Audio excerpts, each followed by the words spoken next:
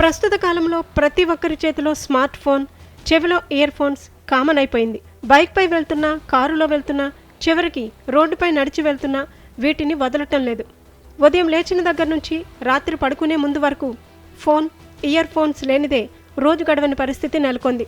అయితే వీటి వినియోగం కొంతవరకు మంచిదే, కానీ అతి ఏదైనా అనర్థమే అన్నట్టు వీటి వినియోగం కూడా మితిమీరితే ప్రమాదమని తమిళనాడు ప్రజా ఆరోగ్య శాఖ హెచ్చరికలు జారీ చేసింది. ఇయర్ ఫోన్స్ వాడకం వల్ల అనేక పరిష్కరించలేని సమస్యలు తలెత్తుతున్నాయని సూచించారు.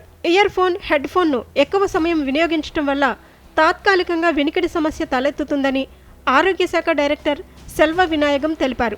ఇలా వచ్చే వినికిడి లోపాన్ని సరిచేయలేమని, వినికిడి కోసం ఉపయోగించే ఏ మిషన్ కూడా ఈ సమస్యను పరిష్కరించలేదని తెలిపారు.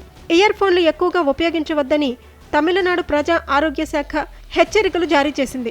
సాధారణ స్థాయి కంటే ఎక్కువ ధ్వని ఉండే బ్లూటూత్, ఇయర్ ఫోన్లు, హెడ్ ఫోన్ తదితర వాటిని అనవసరంగా ఉపయోగించకూడదని సెల్వ వినాయగం పేర్కొన్నారు.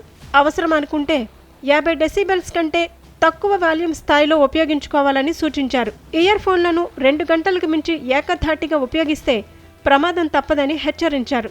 అలాగే చిన్నారులు ఫోన్, టీవీని చూడటం తగ్గించాలని సూచించారు.